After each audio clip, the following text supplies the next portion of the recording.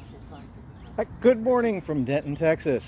The Order of Lepanto group for Denton is meeting today, and we kind of have some crummy weather, so haven't gone live earlier today with some of our practice routines. However, I thought you might want to join us for our spiritual reflection today. So I'm going to kind of set the camera up here and get going in just a sec.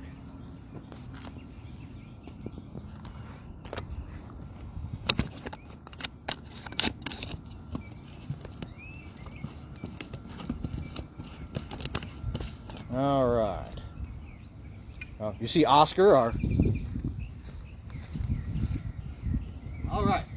So, good morning. So it's spiritual reflection time. Today I thought that I would talk about exactly, or not exactly, but one way in which our martial art applies to the spiritual life. So we're out here with swords, practicing the art of the ancient knights. You might say, why in the world is that relevant to my faith life today? So I'm going to ask to borrow somebody's sword. So I'm here, and Oscar here is gonna spar me, right? But so go ahead, Oscar, and try to hit me. Oh, he hit me. Okay, Oscar, try to hit me again a different way. Oh, okay, he hit me. Okay, now Oscar, try to hit me again. Okay. How many times? Obviously, that's an obvious thing, right? I didn't even strike. I didn't try to strike. Try to prevent myself from being hit. But how many times do we treat temptation of the devil just like that? Oh, I have a temptation to gamble too much. But you know, it's okay if I walk into a casino, right, and hang out with my friends, because I'm not going to get into trouble, and then you get hit. Or you have a problem with any other sin, and then you go put yourself into the near occasion of sin, and you expect the devil not to hit you. Of course he's going to hit you, because that's how he's going to get you to fall away from a solid relationship with our Lord. But instead, if you aggressively take moves to block it, like if I try to hit Oscar, I'm sure he's going to block me, right? If I'm taking those moves to aggressively intercept whatever is happening and make an adjustment in my life to get that block, to get that out of my way, then I'm going to be way more successful. The same with defending yourself.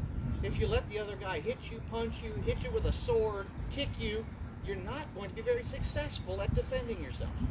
But if you're intercepting those blows, and then in a physical, you're going to give blows back, which is not exactly what's going to happen in the spiritual battle. But every time you take a step towards deepening your spiritual life, praying the rosary, or spending an hour in adoration, right? It strengthens you, it prepares you to respond better, but it also weakens the influence of the devil in your life. And that's what to take away from all this, right? We practice intercepting blows from our friends in a safe way to hopefully mesh that in our minds, that what we care about at the end of the day is intercepting the blows that matter every day in our life. The chances of being in a self-defense situation are much lower than your chances of being in a spiritual defense situation. And so it's important to know, as protectors of the family, that we can do the things necessary to offer that protection to our loved ones, to our community. But more than that, it's also important that we can offer spiritual protection to ourselves and the members of our family. And that comes from drawing the parallels to the martial art, drawing the parallels to those situations, and then applying the lesson that we've learned in physical defense to that spiritual defense. That was kind of a short reflection here this morning. Sometimes they're a little bit longer, sometimes a little bit shorter. But that was what was on my heart when I was doing this yesterday and preparing, was this exact thought.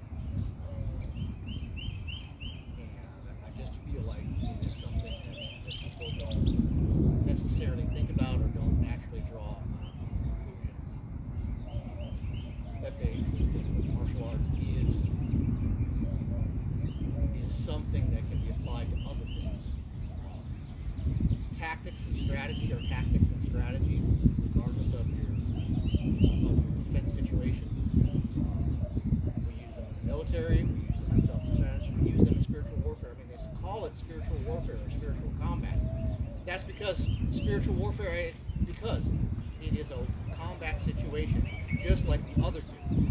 It's just a matter of different weapons, spiritual weapons. It's about sacraments, it's about sacramentals, it's about prayer, it's about avoiding temptation, just like avoiding a trap. So, but that's my reflection for today from a misty, rainy North Texas. We'll probably be back in a few minutes. I'd like to show you some of the sparring that we're going to do out here today. Because of the wet conditions, it's going to be kind of light sparring and not kind of what you're used to seeing if you look at some of our older videos. But I thought it'd be nice to come and bring you along and show you some of what we do.